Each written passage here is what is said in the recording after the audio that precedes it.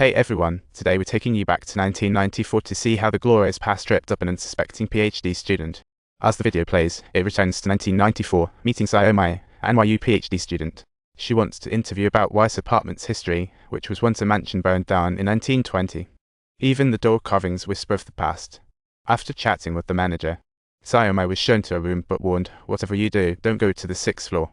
Spoilers, she totally will. She nodded, still clueless, and after the manager left, she gazed into the mirror, wishing for a smooth sailing adventure. However, that night she was jolted awake by odd music, prompting her to check with a camera.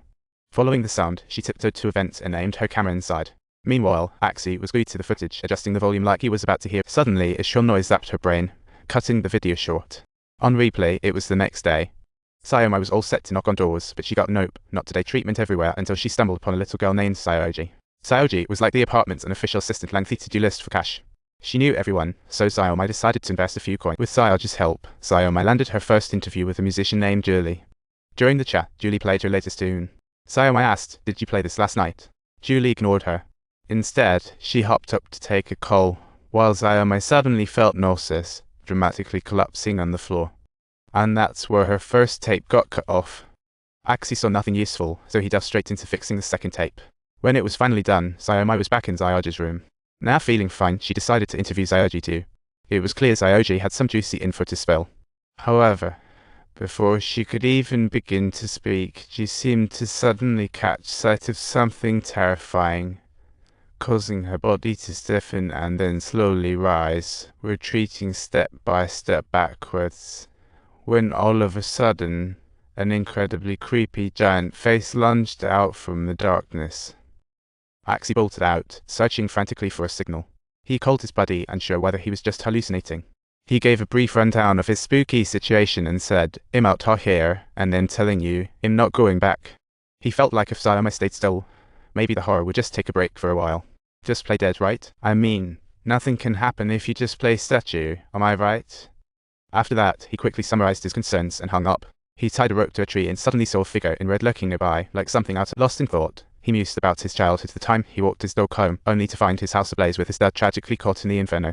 Determined to unveil the truth, Axie dove back into fixing that tape. As he opened the next footage, he was relieved not to see any horror show. Maybe the wild stuff was just in his head because Sayoji seemed normal again.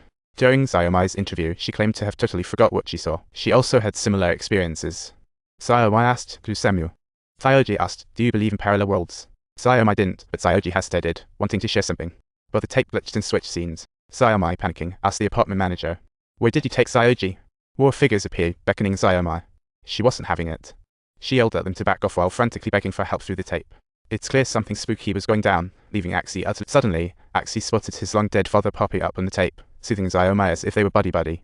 Tears streamed down Axie's face. A million questions hit him at once. Chaos was in the air.